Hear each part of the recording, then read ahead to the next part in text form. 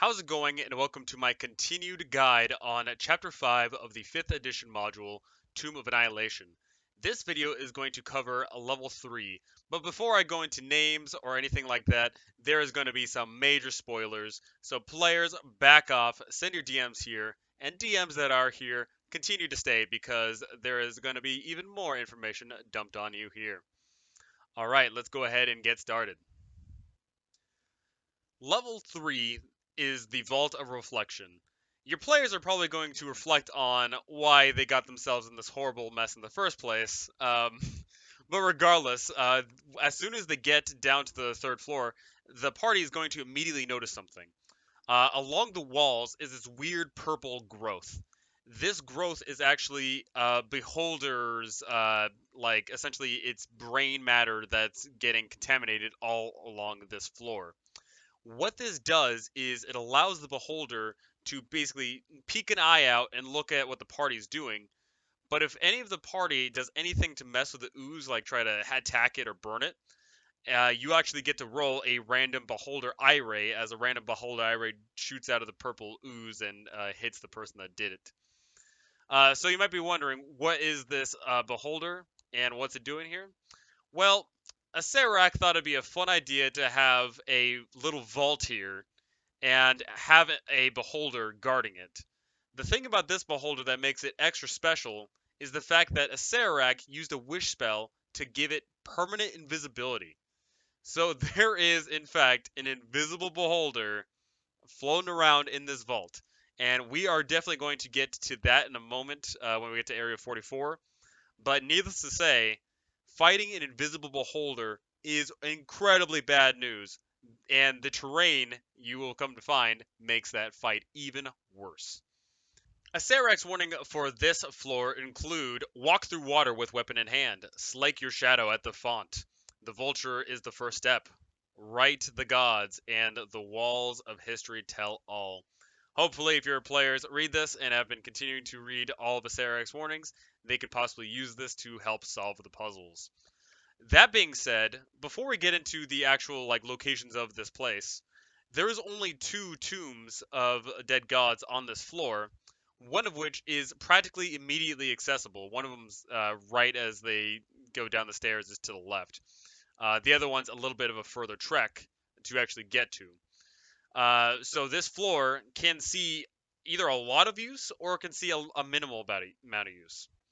One thing your players are going to come to find is if they actually come to explore this floor, they're going to keep coming across a whole bunch of these weird crystal eyes. If they search high and low, are going to be able to find 10 crystal eyes, and that is going to allow them to open up the vault in Area 44, where untold riches abound. Without further ado, let's go ahead and dive right into the area locations. Area 29, the Jackal Mask. If your players make their way down the hall, they'll be able to see that there is a Jackal Mask plastered along the wall. They can see right through it, and this is interesting because when they look through it, they can actually see Ijin's tomb. Your players might have already gotten to Ijin's tomb if they, for some reason, jumped into the Devil's Mouth on floor 2. They could have landed on the sarcophagus in Area 35. But more than likely, this is probably going to be their first time seeing Ijin's tomb.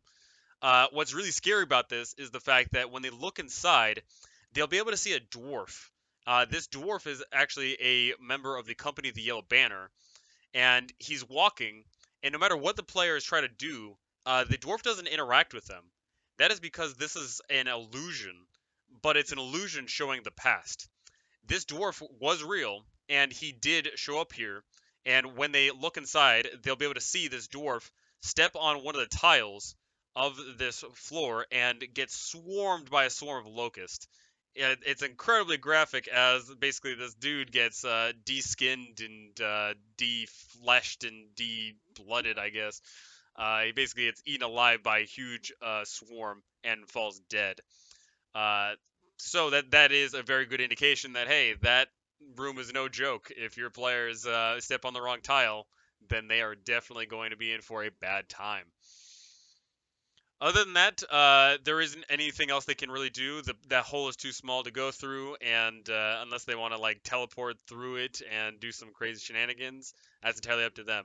But we will be getting to Ijin's tomb at Area 35. In Area 30 here, we see that there is a very small crawlway in which your players can access. It states that the crawlway is relatively small, only one person can fit in, and you're essentially squeezing. However, once they get to the halfway point of this hallway, they'll see an iron barrier. With a high enough athletics check, you can lift the barrier up and it actually locks into place.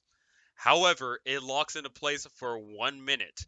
And after that 1 minute, it will go ahead and slam right back down, doing 8d10 points of slashing damage on average 44.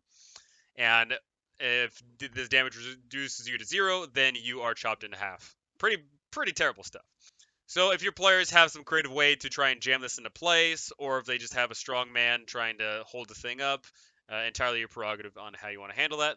But it's not a relatively dangerous trap because more often than not, someone's going to lift it and then they're going to crawl right onto this.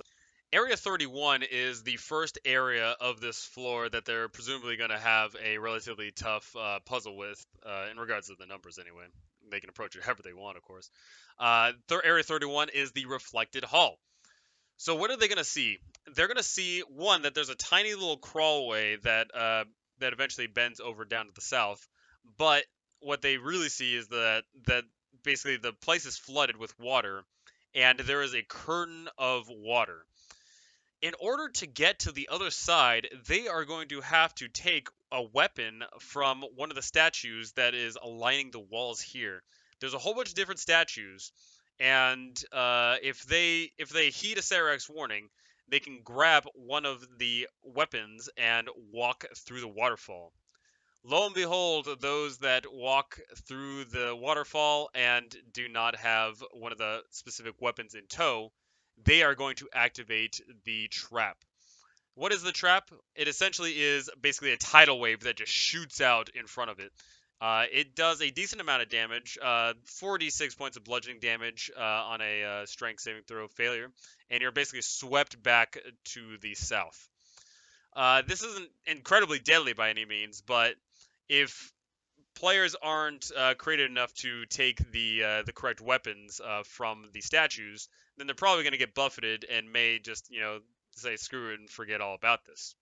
After your players have navigated this curtain of water, they'll be able to see that there is two paths, another crawlway, and just another location, but they'll see some of that purple moss. If they go down the crawlway path, they're in probably for a pretty bad time as they are going to find themselves in the rotating crawlway. This is a very innocent trap, very simple, and yet extremely deadly. What this is your player, whoever the first one is crawling along. Once they get to the halfway point, essentially the entire crawlway spirals, and basically a new crawlway is created for people that are not like right behind them, but further down the tunnel. They'll be able to see basically a new crawlway as formed. This is a very, very simple puzzle, but it's really hard to basically envision on Roll20 and online because of how you're looking at this thing from top down. You need to imagine it where one person is up and one person is below, and it's just this rotating effect. What happens is whoever is the unfortunate soul to get rotated down below will find themselves in this crawlway where there's no light, there's no exit, there's no nothing. And unfortunately, if they are not freed in time, they will run out of oxygen in 24 hours and suffocate. So how do you save this person? Well, you're going to have to activate the crawlway again. How do you activate the crawlway again? Entirely up to your players how they want to do it. There is a lot of ways you can do it. First, for example, when the new crawlway is created, they'll be able to see another company of the Yellow Banner who is exactly in the center of this place, and on them you'll get some loot and some of the crystal eyes I talked about earlier. You need to activate this crawlway without getting anybody else stuck. I imagine most groups are going to come up with some solution of, having someone go in there and teleport out. There might be some people who summon some animals and have them, trigger the trap. However, your group tries to settle this, they're gonna have to come up with something creative because it actually is it is pretty difficult to envision, and it really comes down to how you show off this trap. The important thing to remember is that in order to trigger the trap, more than 50 pounds of weight has to be applied to the center. So it can't be as simple as, oh, I throw like a book or whatever on it. It's got to be something relatively weighty. And also to imagine you're in a crawl space. You're not walking around free. You're not, all good. You are in a very tight crawl space. So keep that in mind when trying to explain this trap to your players. As you can tell by the map, they don't have to take the crawlway, but some groups might just think, oh hey, I've got to explore it. But regardless, if they take the other path, they'll easily see a door, and this leads to Area 33, the Chamber of Opposition. Once again, this is a relatively easy puzzle or trap, but this actually can prove very deadly. Whoever is the first person to walk into Area 33 will all of a sudden see a copy of themselves, essentially. And this copy, what it does is it mimics whatever you do. The trick to this puzzle is you have to get your shadow, your copy of yourself, to drink from this water basin that's in the center of this room. How they do it is essentially they have to turn around and mimic drinking. So the person that's, the real person is going to look like an idiot, just bent over and, drinking from nothing. But the shadow is going to be doing the drinking. The real kicker to this trap is the fact that if the person turns around and the shadow basically shows itself to everybody, then everybody who sees this is going to have to make a DC 15 wisdom saving throw or drop to 0 HP. It's essentially like a Banshee's Cry. Uh, if a combination of bad rolls from a party, that could be a party wipe right there. Pretty scary stuff, but hopefully not too many people are watching, and hopefully those that are watching succeed on their saves and you go on your merry way. The treasure gained from this little basin is another one of the crystal eyes needed to get to the Behold. If your group isn't in the completionist mood, they might just look in the basin, see that that's all there is, and might not even care, which is perfectly fine. Because to be fair, the reward for getting all these crystal eyes is having to fight an invisible beholder. So take of that what you will. As they continue down the hall, they'll find themselves in Area 34, the Peephole. It's really unique, like both on the map and as you describe it. As they turn the corner, they're gonna see like this just random peephole, so they might get curious and look inside. Whoever does look inside will be able to discover that they can see a sequence of symbols. This is helpful because they need to convey these symbols to whoever is walking into the tomb. The reason why the dwarf died is because he didn't have anyone telling him which symbol to step on, and thus he met his untimely fate.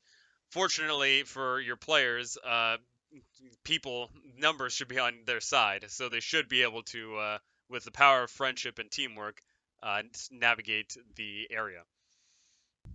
Area 35, Ijin's tomb. So once your players actually start stepping into Ijin's tomb, you can actually bust out a very special map, and in fact, you actually need to for the puzzle to actually have any semblance of working. So let's go ahead and bust that out. So this is what your players will be able to see when they look inside Ijin's tomb. They'll see all these symbols on the floor, and for some reason, these symbols are facing toward the bottom, which doesn't make any sense. Like I think that was kind of an oversight. The symbol should be faced the other way, but that's whatever. Um, your players need to correctly navigate these symbols, and if you notice, they do so by never stepping on a similar tile. The thing is they might not know that per se, and they probably if one person goes, they might just do this incorrectly. However, doing this incorrectly is obviously incredibly deadly, as they might have seen the dwarf die. They can actually witness more death. So, what is a player's punishment for stepping on the wrong symbol? Well, a swarm of locusts 15 feet wide, giant cloud centered on them forms. At the start of their turn, they take 8d10 piercing damage. That is bad because they might panic and try to run back, or they might try to run through and step on more and thus cause more to spawn and thus get themselves killed. Really, really bad stuff. And once again, on if the damage takes you down to 0, you are totally killed and devoured to the bone. So and the cloud lasts for 1 minute too. It doesn't just disappear immediately. It's there for a full minute. Really, really dangerous stuff. Armed with the power of friendship, teamwork, or maybe sheer dumb luck, your players may be able to navigate their way to Ijin's sarcophagus. And what lies in store for them? A pretty dope reward. They get themselves a Wand of Wonder. The Wand of Wonder is a little bit finicky. It's a little bit scary to use. It could produce basically flowers blooming out, or it could, produce a lightning bolt.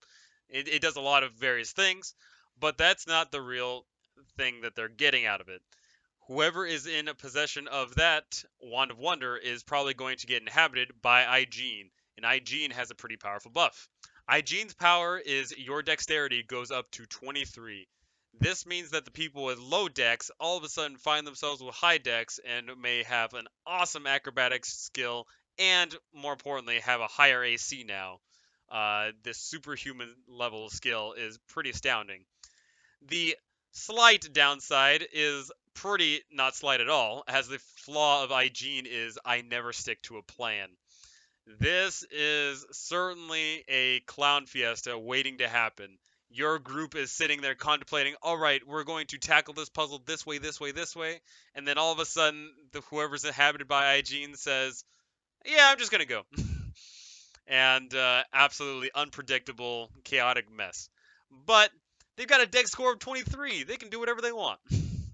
All in all, it's a pretty awesome reward, and Ijin is sure to bring heartbreak, misery, and laughs of joy from your party. Moving it back down south, we have Area 36, which is the Chamber of Respite. There is just a simple two-sentence line here that states the Tomb Keepers have all but forgotten this tiny room, and people can actually sleep here undisturbed. I wouldn't obviously tell that outright to the players, but if they are, thinking to themselves, oh, maybe we'll be a lot safer in here, then reward them.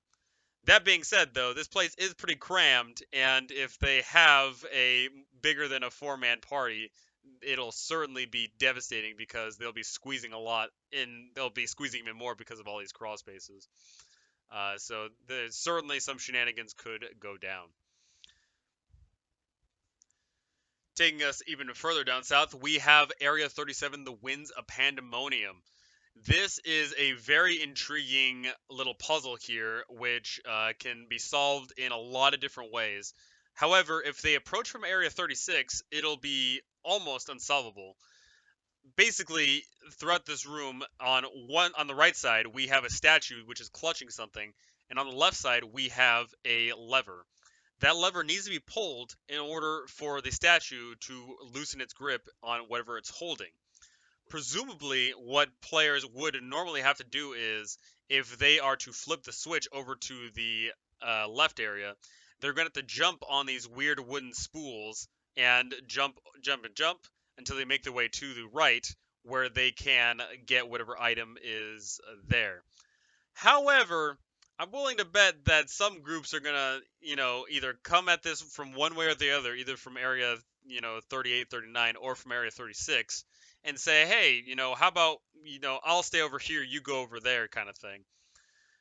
There is, once again, multiple ways that they can solve this puzzle, but how it's originally intended to be is they flip that switch and have to jump from these spools. It is actually kind of scary. They have to make a series of checks to jump from one to one, but that's not the real issue here. The real issue is when they flip the switch, there is massive winds, these wailing winds that start howling, and every single turn they have to make a DC 20 Wisdom saving throw or suffer a short-term madness. These bouts of short-term madness are actually crippling for trying to solve a puzzle. They might make you go insane. They might make you act like a child. They might make you just, be stunned for a little bit of time. So they are pretty inhibiting to trying to complete the puzzle. The reward for braving the howling winds or jumping over the wooden planks or just having someone on either side, they're rewarded with two more of these crystal eyes. The crystal eyes seem like a pitiful reward for braving this puzzle, but this definitely plays into the idea of, is your group a bunch of completionists or are they just trying to get the show on? After braving the iron portcullis in Area 30, the group might find themselves in Area 38, the revolving room trap. This is a weird one, to say the least. It is, once again, another one of those areas that is really hard to convey when you're looking at it top down. Thankfully, they did give us a little bit of a diagram to show us how this room actually looks. When a party finds themselves, unfortunately, in this revolving room trap, you're going to start rolling a set of d20s, and these will have various effects. These effects can include such things as spikes growing out of the walls, poison that makes you fall asleep, and demons looking at you and lighting the place up. It is incredibly deadly, and if they don't immediately get out of here, they are in for a rough time. But something to note, you might be looking at this thing and see the spiral staircase from Area 26. This is definitely one of those gotcha moments where if your players had come from level 2 and walked down, they could open up this door and be face to face with this flesh golem here, this tomb guardian, and get the surprise on them, and more importantly, not have to deal with the terrible trap, as the tomb guardian is the one controlling this whole thing. Another thing to note about Area 38 is they'll be able to look out and see Area 37. The issue is that they're crawling, and trying to go from crawling to trying to jump to this platform could be disastrous. They could fall all the way down all that 60 feet. So I would definitely encourage that if your players were trying to get to basically make a jump, make it a pretty hard acrobatics check because they're going from crawling, Die Hard style through these ducts to all of a sudden jumping majestically to a balcony. Nearing the end of this path, we have Area 39, the Golem Pit. The Golem Pit is rather odd. Your players are either coming from the north or from the east here. They'll be able to see basically down, and they'll see that there is a wall of force basically protecting players from going down into this pit. When they look down, they'll be able to spot this chest right next to a clay golem. The only way they'll be able to manipulate any of this going on here is by moving the statues of Azuth and Torm around here. One of the statues, if moved, causes the clay golem to teleport up and start attacking. Moving the other causes people to teleport down and consequently fight with the clay golem. What they'll be able to spot is that the clay golem has a silver key around its neck. This is used to open up the chest. If for some reason people do not use the key to open up the chest, then all of a sudden a gas is released. And this gas is going to corrode and destroy any metals within the pit. Meaning this is like the third thing that destroys all non-magical metals. Pretty terrible stuff. Was their efforts to slay this clay golem or somehow circumnavigate all of this worth it? Well, it is if they're a completionist, because once again, in this chest is another set of these eyes. Which is convenient because the vault is actually not terribly far away. The locations on this map are all over the place, so you are going to have to, keep track of which area is where. Bring it over to Area 40, we have the Curse of the Golden Skull. So, the only way your players are going to be able to get to this is either they've already gone through the back door on level 2, or they just happen to spot this secret door on this floor. When they do, they'll be able to see that sitting on a pedestal is a golden skull. Woe be to the fool that touches this golden skull, as the skull itself is not innately cursed. It does not pop out and shoot fireballs at you. It doesn't, cause you any physical harm. The issue is that this golden skull is a dick. The golden skull will come to life and it be animated and begin just harassing to no ends whoever touched the skull. The skull's name is Yaka, and Yaka is going to harass whoever touched the skull forever and all of time until either one, that character dies, or two, Yaka is fed an outrageous, an obscene amount of gold worth in gems. 10,000 total to be in fact. So what's the big deal? You got a golden skull hanging out with you, what's the big deal? Well, the issue is that this guy is basically telling you just terrible jokes, and he's got a dark twisted sense of humor, and he's whispering in your ear, and he's telling you you're worthless, and a yada yada this and that.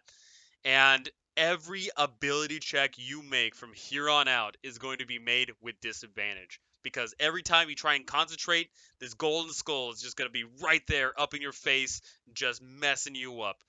So, really, really bad. The curse is too powerful to be broken by anything other than a wish, and I'm willing to bet most groups are not going to have access to a wish at this current time. So the only way that they can get rid of Yaka is by feeding this guy 10,000 gold worth of gems. If your group has, for some reason, 10,000 gold worth of gems, then power to them if they want to, feed it to the skull so it goes away. However, more than likely they don't. So if they want to get rid of Yaka, they are going to have to find one of the legendary items in the tomb and feed it to Yaka. A terrible waste, but it's better than having some terrible guy, whispering in your ear and yelling in your face how terrible you are and how you're going to die. Funnily enough, one of the first locations your players are actually going to see of level 3, Area 41 of the Tomb Guardians. So it basically states that there is two Tomb Guardians in the alcoves of this hallway, and then there's this spiked chain between them. What this really boils down to is that there is a magical connection between the two Tomb Guardians. If they take damage, they actually half the damage and balance it between the two. This nerfs them to a degree as they cannot move more than 15 feet away from each other, meaning that depending on how initiative goes for them, they could realistically not be able to move very fast because they kind of constantly play, catch up with each other. Seeing this might make your players think better of trying to go past the chain, or maybe they'll just, duke it out with them. But the Tomb Guardians don't go out and chase people unless people try to get past the spike chain. So keep that in mind that they're just going to sit there until something happens. Now we're on to the second tomb of this floor, Kabuzan's tomb. Kabuzan's tomb is actually relatively friendly, all things considered. If you do the puzzle correctly, there is no issue of taking any damage at all. However, if you fail, you're going to summon wraiths, and unfortunately, wraiths can be incredibly deadly. So let's dive into what makes this puzzle this puzzle. In order for your players to unlock Kabuzan's sarcophagus, they are going to have to perform the ritual, which includes donating at least 5 gold pieces to the shrine while wearing a frog mask, light a candle before the shrine while wearing a frog mask, spill the blood of a living creature into the copper bowl while wearing a frog mask, and eat a bug, living or dead, while wearing the frog mask. So how do they get in their heads to do all this?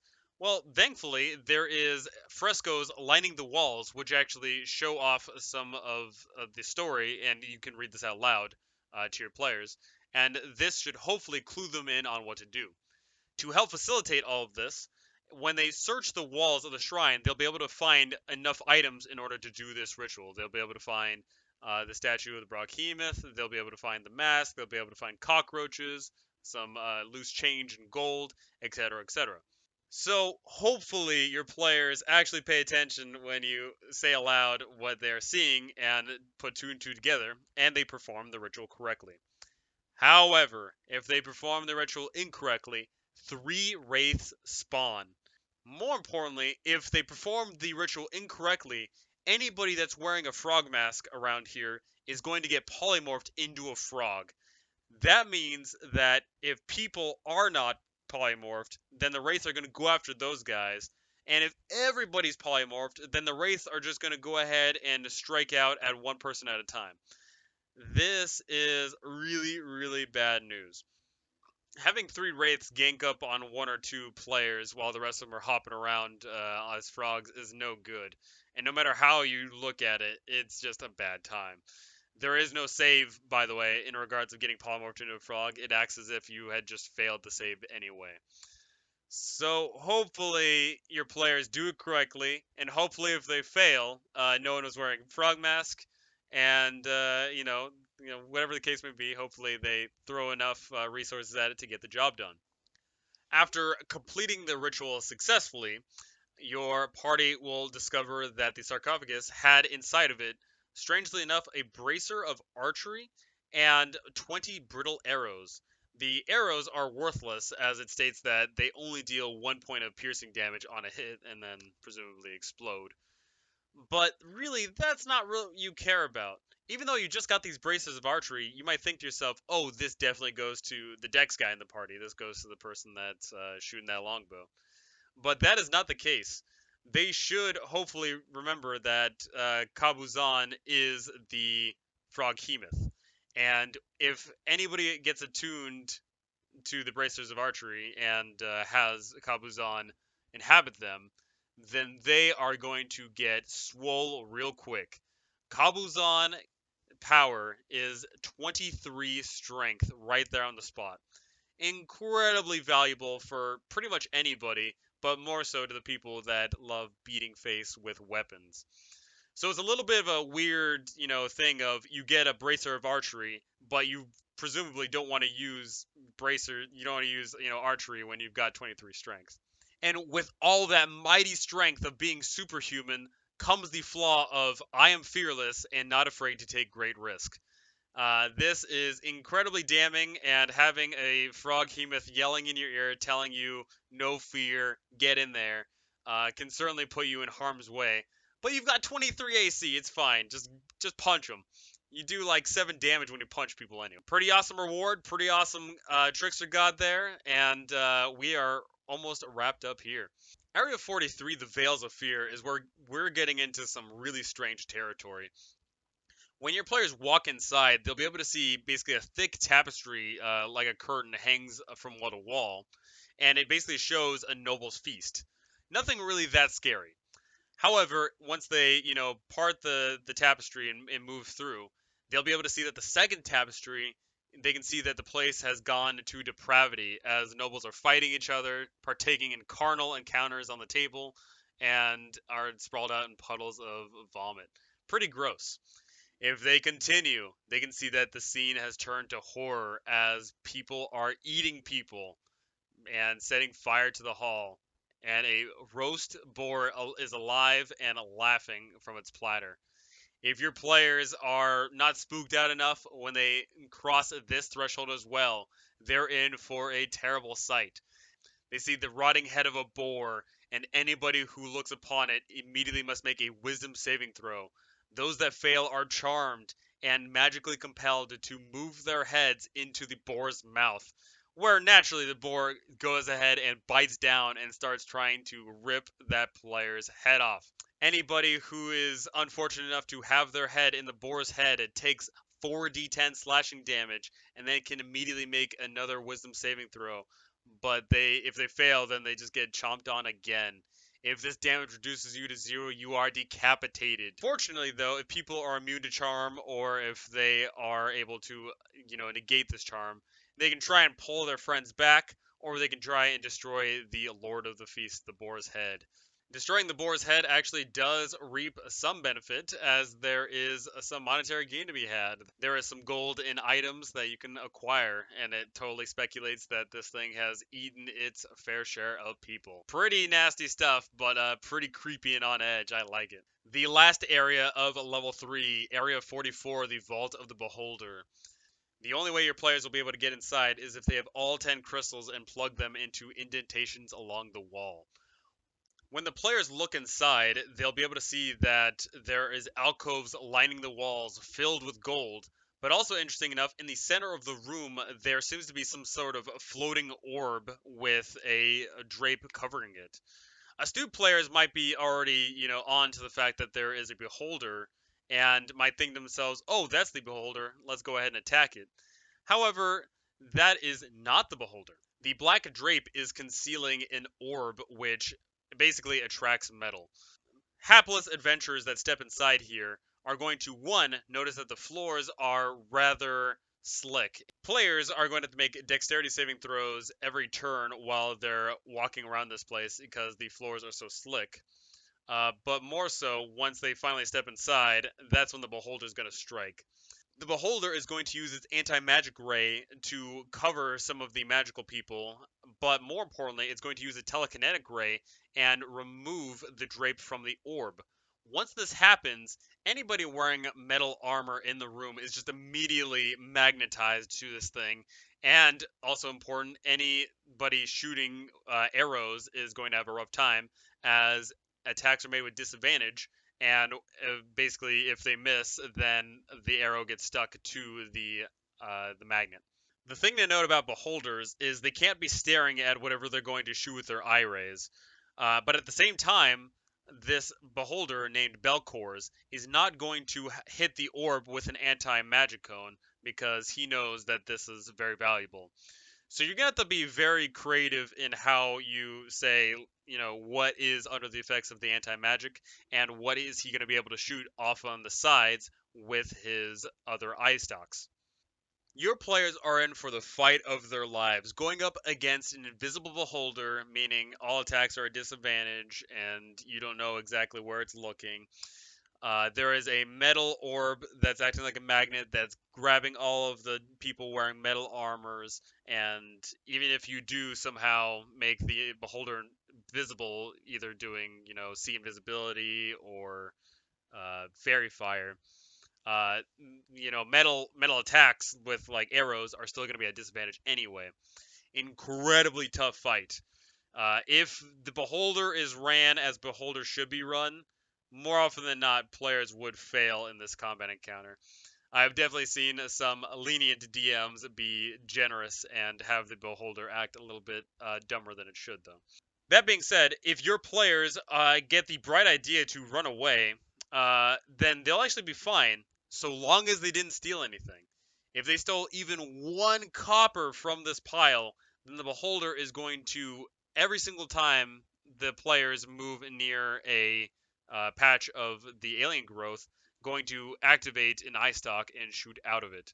Very, very bad stuff. So let's say your players dupe the beholder. They hit it hard. They roll really good. You roll really bad. It can't make any saves. Pitiful damage all around. And they destroy the foul beast. What do they reap by searching this place? A pretty freaking good haul. There's a decent amount of copper, a decent amount of silver, a decent amount of gold, a potion of reduce, a bead of force, a +1 shield. A pretty cool haul all in all. Not nothing game breaking. Not enough gold to help them for what's to come, but it's a pretty cool haul. After having slain a beholder, getting some valuable loot is always good. And I'm sure a lot of people would like +1 shields after having their shields destroyed in other places of the tomb. My final thoughts on the Vault of Reflection is that this is a really odd one. There is a lot of space that doesn't actually need to be used here. A lot of people probably won't have the completionist need to get all of the crystal orbs. A lot of people might not, want to pursue a beholder because they'll probably catch on early on that it is a beholder. But that being said, the 2 trickster gods that are on this floor, raising your strength to 23 or raising your dex to 23, awesome trickster god abilities, great stuff. Some really cool items we had here, but some really dangerous traps. All in all, this is definitely one of the floors that is going to see a little amount of use depending on the group that you run, but still a lot of fun times to be had. And the parts that are easily accessible, can lead to some awesome memories. The Hog's Head nearly cutting someone's head off, the Ijin's tomb, nearly getting killed by some stupid scarab swarms, and people, drinking from the fountain and getting spooked to death. A lot of fun stuff here. All in all, good times, but keep in mind that this floor is definitely leading toward groups that want that completionist lifestyle. So, if they don't have the desire, then I would definitely suggest that the skeleton key on this floor be somewhere accessible, not in the vault, and I would say probably not on Ijin's place because that would be a little bit mean too. Maybe have the skull running around the Howling Winds or Papazotl Shrine, something that's accessible enough, but not just a big ol' fu to them. Thank you all for watching. I definitely have had some serious near deaths on this floor. I don't think I've ever killed anybody on this floor, surprisingly. Definitely come really close. Have some really fun stories about people going insane with the Howling Wind, people acting like kids, people, being stupid, people crying. Definitely had some people fail some acrobatics checks and fall down the 60-foot pit and, get stuck there. A lot of fun stuff like that. But all in all, awesome stuff. Just keep in mind that this is probably the least amount of foot traffic of all of the floors. I want to hear your stories about all of this stuff. There is some really fun stories to be had here. A lot of awesome epic encounters with that beholder. Some groups just throwing their heads against the wall because they cannot figure out simple puzzles like the Papazotl's shrine and all that other fun stuff. Thank you all for watching. We are going to be hitting up level 4 pretty soon here, so stick out for that. Thank you all for watching, and goodbye.